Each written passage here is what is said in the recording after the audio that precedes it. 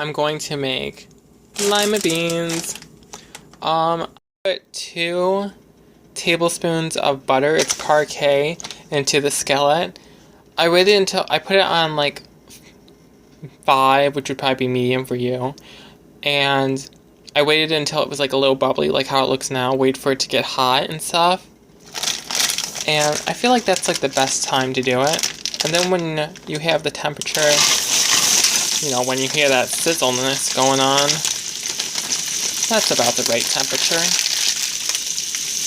Just let that just kind of sizzle on. And now that we have it in, we can start to mix it around. Right now I have it on 4. After you get to like, I heard that like for like oil, if you put a wooden spoon in it and it sizzles around the wooden spoon, that's hot enough. I don't have a wooden spoon, so I just went to see if it had bubbles, and it had bubbles. You don't want it really any higher. I like to personally just wait until like the lima beans get hot and just like be done with it, because if you cook vegetables too long, all the nutrients will be taken out. Well, not like all of them, but most of them.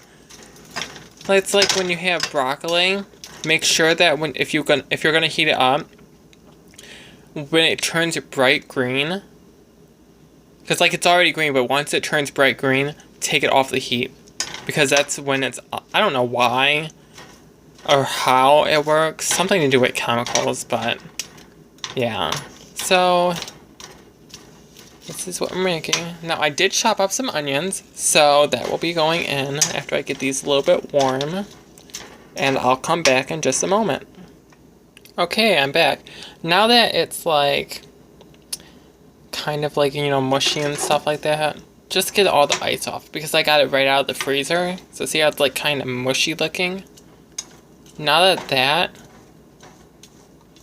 is good, I'll turn the heat up to 7. Just kind of give it its boost. Now here is another tablespoon. So we'll put that in. You can use any other kind of oil. Doesn't necessarily have to be butter. I like to use butter personally. Just kind of mix that up.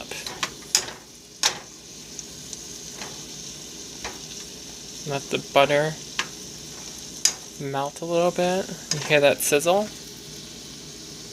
That's what you want to hear.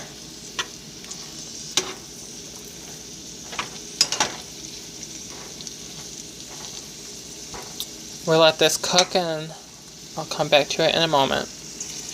Okay, now that we're back, I will now be adding the onions. This is half of a sweet onion. I like sweet onions. Now that it's in, we'll just stir it up. I just cut it up like, you know, like into little strips. You can cut onions up any way that you want. Whatever you prefer. I usually have them and then just cut them up a little bit more. Some people like them diced. You know, just let that cook. I normally don't add my seasoning until towards the end. I know some people like to add their seasoning at the very beginning. I personally prefer to get the full flavor of the seasoning towards the end. So we'll just let this cook for a moment and we'll come back. Now that we're back, I'm just finishing, you know, cooking this up. Ooh, it's almost done. I lost a couple beans. Now the seasoning I'll be using is My House all-purpose seasoning. I actually like this. I didn't think I'd like it, but just the amount of flavor in this, anything that you put this on will taste amazing.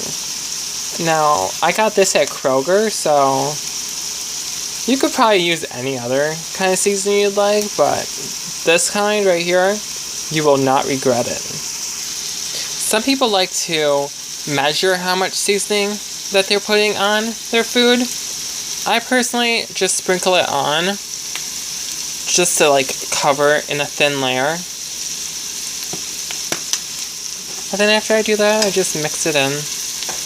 I know some people like a lot, others don't like a lot. It's whatever you prefer.